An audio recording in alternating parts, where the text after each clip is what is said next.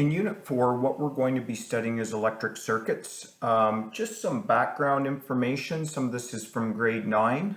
It's been a while though, so we're going to go over some of these concepts and give you the backgrounds that you're going to need to know for activities 2, 3, and 4. First of all, you have to understand the law of electric charges. Opposite charges attract while like charges repel. Remember that electrons, which is what we use in electricity, are negatively charged. So two electrons will repel each other because they are negatively charged. Now, sometimes people get confused in electricity because we have two terms. We have flow and we have conventional current. We're going to use flow in this course. So high concentrations of negatively charged electrons will repel each other and go towards the positive terminal. I hope it makes sense that we can understand that electrons are negatively charged and will go towards the positive terminal. Now, conventional current is wrong, the theory of conventional current, but because this is what they first thought, it sticks in the literature sometimes, but I'll be very clear when we get there.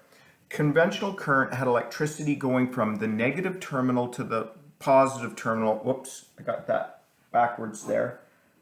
The positive terminal to the negative terminal. So they thought electricity went in the opposite direction.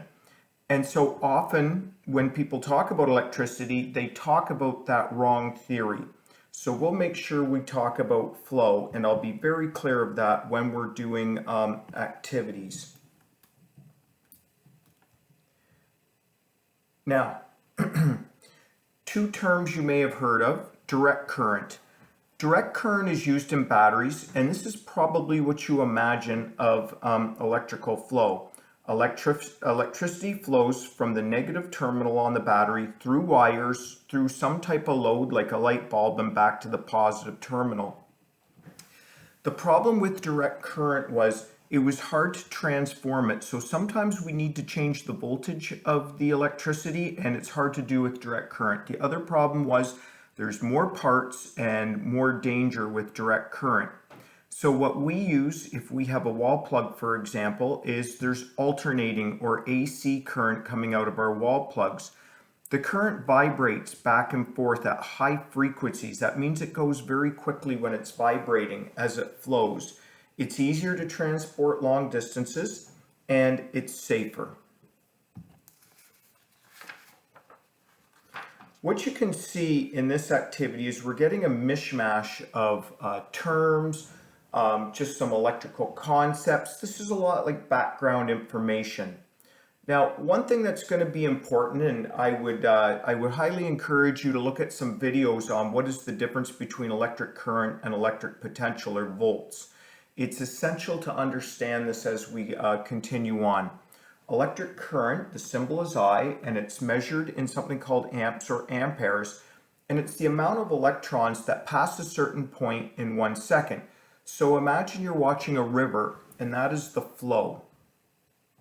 Electron potential is measured in volts, and that's the energy that each of those electrons have. So where amperes would be the number of electrons, electron potential or electric potential would be the energy that each of those electrons have. Once again, look at a few different scenarios and like watch some videos on differences between volts and amps and see if you can make sense of this. So for electric potential, imagine a pump. So you're pumping some water and it goes past a water wheel. It's going to gain energy as it goes through the pump, and it's going to lose energy as it hits the water wheel. Now, imagine that as electricity, so now we have a source instead of a pump. A source might be like a battery. So it gains energy from the battery. As it goes through the load, it loses energy. The last thing I would say is to know your symbols. So I would go over the symbols in the content. So for example, this here is a switch. Now, if this was in a circuit, the circuit would be off because the switch is open. To have a circuit going, the switch must be closed. Now we're going to work with some of these symbols as we go through activities 2, 3, and 4. This is a wire. This is my drawing of a light bulb. All I do for a light bulb is I do that, and then I put a circle around it. That's my light bulb. So that's one example of a load. We can also have things like motors. We'll probably introduce things as we go along. The last symbol for now that you need, there's going to be more within the content, but this is what you would call a battery. So let's draw this out. So let's say that this is one battery. So just picture a 9-volt battery. Okay. I know I'm horrible at art. There's my drawing of a battery.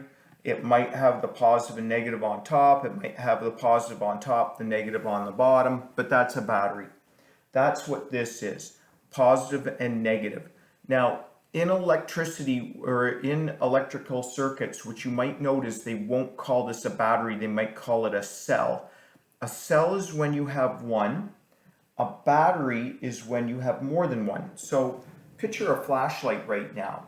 If you put your first battery into a flashlight, you have put one cell in there. Then if you put a second cell into that flashlight, you now have two cells. Two or more cells make up a battery, just so you know the terminology. Positive end, negative end. The last thing I want to talk about is where we're going next, and that's parallel and circuit series. So in a series circuit, parallel and series circuits. In a series circuit, you can draw through the wires so that all the bulbs are connected together. That's series. Parallel, what happens is you have different branches. So you can't draw a straight line through this load right here and through that one. So you'd have to go like this, and you'd have to go through that. Both series and parallel have their own advantages and disadvantages. And we're going to talk about that in Activity 2 and Activity 3.